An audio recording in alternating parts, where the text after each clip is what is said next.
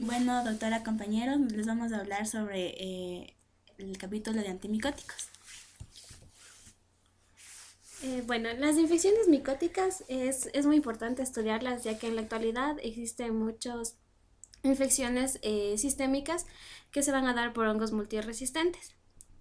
Estos ha aumentado en los últimos años debido al uso de fármacos tanto inmunodepresores, antibióticos de amplio espectro, corticoides o enfermedades también como el VIH, SIDA, diabetes, pacientes críticos que son portadores de sondas, respiradores, catéteres, entre otras afecciones que han hecho que las micosis sistémicas o invasivas sean más frecuentes.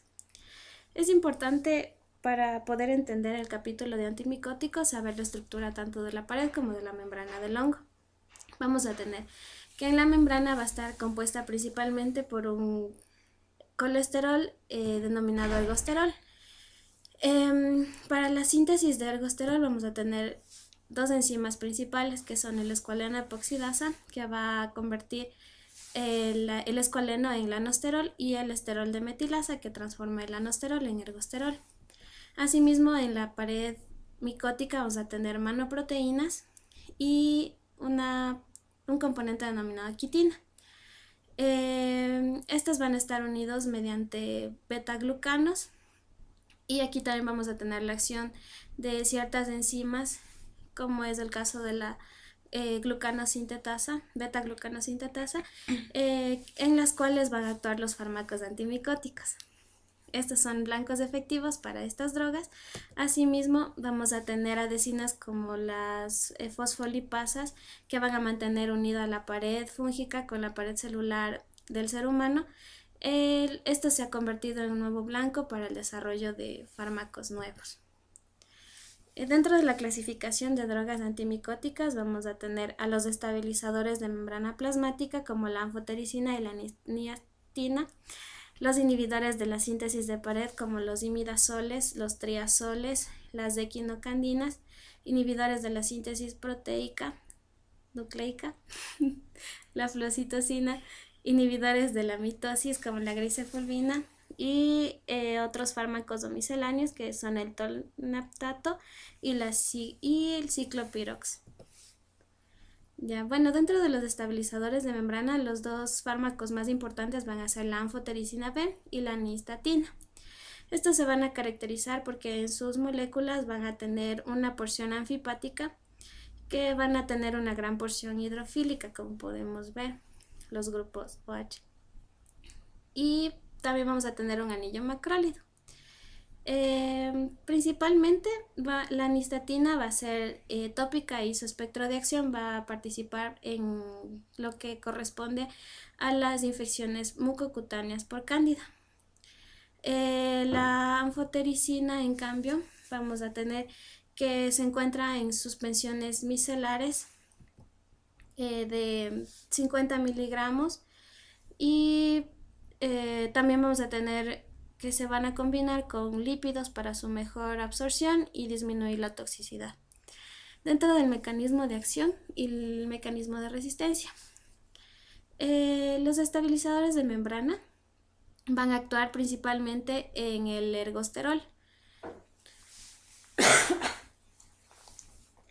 Estos van a ligarse, a interactuar con la parte hidrofóbica del ergosterol, y van a formar un poro que va a estar compuesto por 8 unidades. Este va a permitir la salida principalmente de potasio, entre otros componentes, produciendo la desestabilización de la membrana y la muerte celular. Para el mecanismo de resistencia, se dice que el principal mecanismo de resistencia va a ser la modificación de los esteroles, y esto va a hacer que se tenga una baja afinidad dentro del objetivo terapéutico. También tenemos, bueno, la resistencia de los estabilizadores de membrana es bastante rara, y generalmente va a darse mediante la selección natural de especies previamente resistentes. Entre algunas especies que tienen tolerancia tenemos la Candida lipolítica y Parapsilosis. Cepas ya resistentes, la Candida lusitaniae, Guillermondi y glabrata. Y resistencia natural, vamos a tener los organismos causantes de micetoma, hialoifomicosis, croblastomicosis y dermatofitos. Para el espectro antifúngico, principalmente la anfotericina B va a actuar en cándida, como la neoformans, aspergillus zygomycetes, trichosporum, también para micosis endémicas, como el capsulatum, dermatitidis y mitis, y agentes de la feoifomicosis. Y la niastina tópica van a ser principalmente por infecciones mucocutáneas por Candida albicans. Ya. La anfotericina, como ya les había dicho, se va a encontrar en suspensión micelar, que va a estar compuesta por 50 miligramos de anfotericina y 41 miligramos de desoxicolato, que es la forma natural de este fármaco. Asimismo, van a tener sus formulaciones junto con lípidos, como es la anfotericina B liposomal, el complejo de anfotericina B más el sulfato de colesterol y el complejo lipídico de anfotericina B. Estas van a ser principalmente formulaciones parenterales y van a permitir, el hecho de que estén unidos a lípidos, van a permitir que sea fácil modificar la dosis, además de disminuir su toxicidad y aumentan su vida media. Como podemos ver en el cuadro, el desoxicolato va a tener una vida media de 24 horas, la forma liposómica de 9 horas y el complejo lipídico, debido a su mayor vida media de 170 horas, va a ser el más eficaz para las infecciones sistémicas. También vamos a tener que se fija un 95% a las proteínas, su metabolismo va a ser netamente tisular y su eliminación va a ser por vía renal. Ya. La farmacopatología la dividimos en dos, principalmente los efectos agudos y los efectos tóxicos tisulares. Los efectos agudos vamos a tener la respuesta inflamatoria, que se caracteriza por fiebre, escalofrío, malestar general, cefalea, artromialgia y taquipnea. Y la afectación cardiovascular, que se da por hipotensión, hipotermia, bradicardia, arritmias ventriculares, taquipnea y insuficiencia pulmonar aguda. Dentro de los efectos tóxicos tisulares vamos a tener tres, que son la nefrotoxicidad, en donde va a haber un aumento de creatinina debido a la vasoconstricción de arteriolas aferentes y la isquemia. También vamos a tener un aumento de azoados, que generalmente es reversible pero de forma lenta. Y también toxicidad tubular, en donde se va a apreciar la hipopotasemia, hipomagnesemia secundaria. Es debido a esta alta frecuencia de nefrotoxicidad que se recomienda medidas preventivas antes de ingerir los medicamentos, como es la perfusión de líquidos y suplementos, además de la vigilancia de los electrolitos. Para la toxicidad hematológica, esta va a estar dada por anemia normocítica, normocrómica. También podemos observar disminución de eritropoyetina, neutropenia y trombocitopenia. Neurotoxicidad se va a presentar con confusión, delirio, depresión, psicosis, convulsiones, temblores, hemiparesia, hipoacusia y vértigo. La nistatina, únicamente como es administrada de forma tópica, vamos a tener esporádicamente episodios de rash, irritación de la piel y mucosas. Ya. Dentro de los usos clínicos, estos medicamentos se encuentran en el cuadro nacional de medicamentos básicos. Anfotericina únicamente por vía parenteral y niastina vamos a tener que también se da oral y también podemos encontrarla en tópico. Anfotericina B va a ser principalmente utilizada para candidiasis diseminada, criptococcus meningia, aspergilosis diseminada, blastomicosis pulmonar o diseminada, coccidioidomycosis pulmonar y extrapulmonar, es decir, la mayoría de afecciones sistémicas causadas por hongos. Por otro lado, la niastina va a tener presentación oral para candidiasis bucofaringea intestinal y también puede presentarse en óvulos para la candidiasis vaginal. Ya, dentro de las dosis vamos a tener que la anfotericina B Debe realizarse antes de su administración continua una dosis de prueba, que debe darse un miligramo en 20 mililitros de suero glucosado al 5%. Esto se debe administrar durante 30 minutos con un aumento paulatino de la dosis. Todo esto hasta llegar a las dosis terapéuticas que podemos ver en el cuadro de ahí. Y esto se va a realizar hasta 4 días. Además, también se puede administrar heparina para la flebitis, para prevenir flebitis, e hidrocortisona para prevenir fiebre. Dentro de las interacciones vamos a tener que va a aumentar la nefrotoxicidad de los estabilizadores de membrana con la administración concomitante de aminoglucósidos, de cefalotina, ciclosporina, AINES, diuréticos, pentamidina y foscarnet. Asimismo, si administramos anfotericina o nistatina con fluocitocina, vamos a aumentar el efecto de la contra cándida y criptococcus. Va a tener un efecto sinérgico.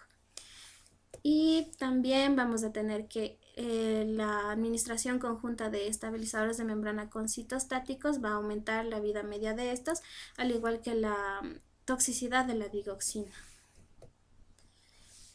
La grisiofulvina. La grisiofulvina va a ser un antimicótico de origen natural. Este se va a derivar de la Penicillinum grisiofulvium. Esta actúa principalmente, su mecanismo de acción va a ser al inhibir la mitosis celular. Va a interactuar con los microtúbulos, evitando el ensamblaje del uso micótico, por lo cual se puede decir que es eficaz en los hongos de fase de crecimiento, como son el Microsporum, el Trichofitum y el Epidermophytum. La farmacocinética, estos van a ser administrados por vía oral, van a tener una amplia distribución en tejido cutáneo y en sus anexos, y principalmente se va a concentrar en la queratina humana. Va a tener una biodisponibilidad del 100%, su volumen de distribución va a ser de 1.5 litros sobre kilogramo, y su eliminación va a ser fecal al 40%. Dentro de los usos principales vamos a tener que van a ser utilizados para el tratamiento de onicomicosis, para tina de piel o tina del cabello. Dentro de las reacciones adversas, principalmente vamos a tener fotosensibilidad, la agravación del cuadro agudo de porfiria y también lupus eritematoso sistémico, además de las reacciones adversas comunes como son mareos, náusea y cefalea. En los niños vamos a tener que tienen efectos estrogénicos y también efectos hematológicos como leucopenia, neutropenia, basofilia, macrocitosis y proteinuria. Dentro de las interacciones medicamentosas, grisiofulvina junto con alcohol va a producir el efecto disulfiram. También el fenobarbital va a disminuir los niveles séricos de grisiofulvina, y el efecto terapéutico de los cumarínicos, anticonceptivos orales y ciclosporina se ven afectados por la acción concomitante con grisiofulvina. Esta también se encuentra en el Cuadro Nacional de Medicamentos Básicos como sólido oral de 125 miligramos a 500 miligramos. La forma ultramicronizada aumenta totalmente la biodisponibilidad de este fármaco, así también como los alimentos ricos en grasa van a potenciar su absorción. Los tratamientos con este fármaco van a ser bastante prolongados, teniendo así que para tina capitis se necesita de 4 a 6 semanas de tratamiento, para tina corporis de 2 a 4 semanas, para tina pedis de 4 a 8 semanas y para tina ungium de 3 a 6 meses. La dosis es de 250 a 500 miligramos cada 24 horas. Los inhibidores de esterol de metilasa. Los inhibidores de esterol de metilasa son antifúngicos que van a ser ya de origen sintético. Estos generalmente se los conoce como azoles debido a que derivan en su gran mayoría del grupo químico imidazol. Los azoles se van a clasificar según el número respectivo de átomos que tengan en su composición de nitrógeno. Entonces los imidazoles vamos a tener que se dividen en sistémicos y tópicos. Los sistémicos van a ser el fluconazol, el boriconazol, el ketoconazol, y los tópicos tenemos el bifonazol, clortrimazol, econazol, flutrimazol, sertaconazol y tioconazol. Y los triazoles vamos a tener el itraconazol, boriconazol y fluconazol. De los cuales dentro del cuadro de medicamentos básicos solo encontramos el fluconazol, el itraconazol, boriconazol y clotrimazol. Para el mecanismo de acción, estos principalmente van a actuar en las enzimas que producen o que sintetizan el ergosterol. Así tenemos el anosterol 14-alfa dimetilasa, o también conocida como 14-alfa esterol desmetilasa. Estas van a bloquear la síntesis de ergosterol, produciendo alteración de la membrana, incrementando la permeabilidad de esta. También van a inhibir el crecimiento celular e impiden la replicación del hongo. Para su mecanismo de resistencia, la resistencia hacia los azoles ha ido incrementando paulatinamente, especialmente en los pacientes que son portadores de patologías inmunodepresoras como VIH o como neoplasias. En sí, este tiene múltiples mecanismos de resistencia. Entre ellos están la disminución de la permeabilidad de la membrana, los mecanismos de flujo y también tenemos la disminución de la sensibilidad de la enzima productora de ergosterol o la hiperproducción de esta. Los organismos que son resistentes a los azoles van a ser el Aspergillus, a excepción del itraconazol, que sí tiene efecto contra Aspergillus. También tenemos Zygomycetos, Sporothrix schenki, Fusarium, Scopolariopsis, entre otros. Ya. Asimismo, como podemos ver aquí en la imagen, vemos que aquí en la célula susceptible vamos a tener que existe permeabilidad, por lo tal los azoles pueden entrar a la célula y ejercer su acción. En cambio, en una célula resistente ya vemos que hay una disminución de permeabilidad, así como también hay una hiperproducción de la enzima para la producción de ergosterol. Ya. El espectro antifúngico. Estos también van a ser excelentes antifúngicos contra Candida albicans. Sin embargo, se van a mostrar resistentes a las especies tropicalis y glabrata. También la Candida krusei es resistente a fluconazol, pero puede ser sensible a miconazol, ketoconazol e itraconazol. El fluconazol se utiliza principalmente para Cryptococcus neoformans. El boriconazol para Aspergillus, Cándida y Fusarium. El itraconazol para Histoplasma capsulatum, para Coccidioides brasiliensis y Blastomyces dermatitidis. Y en sí los azoles tópicos o sistémicos vamos a tener para Trichophytum, Microsporum, Epidermophytum, Pseudoalescheria bodi, Trichosporium bigeli, Malassezia furfur y Carbolaria. Ya. La farmacocinética. Estos, al actuar principalmente sobre organismos que producen enfermedad sistémica, van a tener una buena biodisponibilidad luego de la ingestión oral. También se han desarrollado formulaciones parenterales, principalmente para fluconazol y boriconazol. Estos van a tener un metabolismo hepático y también se van a excretar por vía renal, biliar y fecal. Dentro de la farmacopatología, estos van a producir las reacciones adversas comunes como son cefalea, mareo, náusea y vómito. También fotosensibilidad. Esto entre el 5 al 10% de personas. También vamos a tener reacciones adversas en la presentación tópica en el 5%, que se van a caracterizar por rash y prurito. También vamos a tener que del 2 al 10% de personas que consumen azoles va a haber un aumento asintomático de las aminotransferasas.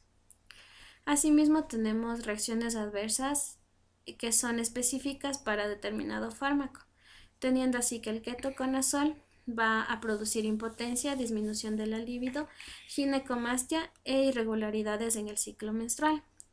El itraconazol va a producir hipopotasemia, también edema o hipertensión arterial. Y el voriconazol vamos a tener una percepción visual alterada cuando se da vía oral o intravenosa después de una hora de la administración. Ya. Los inhibidores de esterol de metilasa de los usos clínicos. Asimismo, los usos que se les va a dar a estos fármacos van a ser específicos, teniendo así, el fluconazol va a ser utilizado en candidiasis orofaringea, en esofágica y vulvovaginal, también en criptococosis y profilaxis en inmunocomprometidos, terapias empíricas en neutropenia febril. Vamos a utilizar el fluconazol más anfotericina para la endoftalmitis candidiásica. Vamos a utilizar voriconazol o fluconazol inicialmente en candidemia, candidiasis diseminada o hepatoesplénica y posteriormente administramos anfotericina. También vamos a tener el voriconazol para la aspergilosis, la administración primaria de anfotericina B en coccidioidomicosis y posterior fluconazol. Y también el itraconazol para histoplasmosis, para coccidiomicosis y esporotricosis. Las interacciones medicamentosas va a disminuir la absorción de ketoconazol e itraconazol cuando se administra concomitantemente con antiácidos, omeprazol o inhibidores de la histamina. También va a disminuir la vida media de la concentración plasmática de ketoconazol, fluconazol e itraconazol al administrar rifampicina. Asimismo, disminuye itraconazol y voriconazol cuando se administra carbamazepina y fenitoína. Los azoles van a aumentar la concentración plasmática de ciclosporina, difenilidantoína, barbitúricos, hipoglicemiantes orales, cumarínicos y bloqueadores de los canales de calcio. El fluconazol aumenta los niveles de rifabutina, teofilina, el itraconazol aumenta los niveles de digoxina, también pudiendo aumentar su toxicidad. El ketoconazol tiene un efecto disulfirán con el alcohol y también aumenta los niveles de terfenandina, astemisol. El voriconazol va a aumentar los niveles de sirolimus, pimosida y de las estatinas. Ya.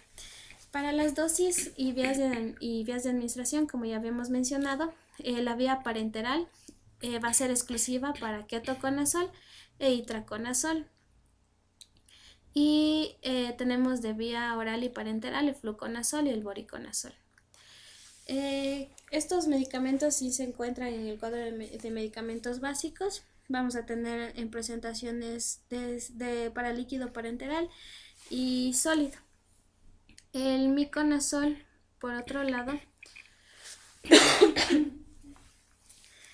el miconazol no se expende en formulaciones parenterales de uso sistémico debido a las afecciones tópicas que este presenta. Bueno, continuando con los azoles atópicos, estos, como su nombre lo dicen, tienen presentaciones en cremas, polvos, ungüentos, supositorios y óvulos. Los más importantes vamos a tener bifonazol, clotrimazol, econazol, flutrimazol, miconazol, oxicomazol, sertaconazol y tioconazol, siendo el clotrimazol el más utilizado. Ya, estos se van a administrar 2 veces al día para dermatofitos y cándida. Están indicados también en micosis cutánea, cutáneo-mucosas, candidiasis orales y candidiasis genitales. Sus efectos no deseados son eritema, ampollas y prurito.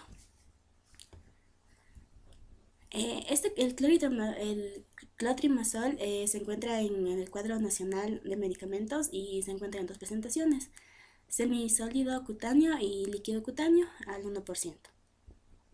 Ya, las equinocandinas, estas son una variante de antifúngicos de nueva generación que inicialmente se llamaron neumocandinas por su doble espectro contra Pneumocystis carini y Candida. Tiene tres representantes importantes: el acetato de caspafungina, la anidulafungina y la micafungina.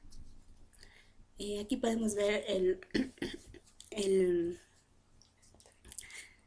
la fórmula química del acetato de caspafungina. Ya, el mecanismo de acción de las equinocandinas. Actúan inhibiendo la 1,3 beta de glucano sintetasa, la cual es importante en la pared de los hongos. Provoca esta inestabilización osmótica, impide sus funciones de crecimiento y replicación del hongo. Ya, tiene una escasa toxicidad. El espectro fúngico de las equinocandinas está dado para Aspergillosis cándida, Candida krusei, Glagata y Dublinensis. Ya, su mecanismo de resistencia. Tienen resistencia cruzada con los hongos sensibles a soles. La caspofungina no sirve para Cryptococcus neoformans, Trichoporons vegeli y Rhizopsis fugasorium. Ya. La farmacocinética. Para la caspofungina tenemos que su pico sérico está dado en los 12 miligramos litros. Su vida media es de 9 a 11 horas. Su biodisponibilidad es de menos del 1%. Su fijación proteica está en 97%. Su volumen de distribución es del 0,30 litros por 7 kilogramos. Su metabolismo va a ser hepático y la eliminación va a ser renal y fecal, siendo la de mayor porcentaje renal con 41%. Ya, las enicocandinas con la farmacopatología. Estos van a tener pocos efectos adversos, pero cuando hay, va a presentar fiebre, flebitis, náuseas y vómitos. Va también a presentar un aumento de la fosfatasa alcalina. Va a producir una hipopotasemia, eosinofilia, proteinuria y hematuria. Los usos clínicos va a ser en candidiasis esofágica, candidiasis candidemia, Aspergillosis invasiva, tratamiento empírico en candidiasis sistémicas y profilaxis en pacientes con trasplante de células madre. Va para tina versicolor y otras infecciones. Es casi idónea en su totalidad y solo se usa una vez en el día. Muchas gracias.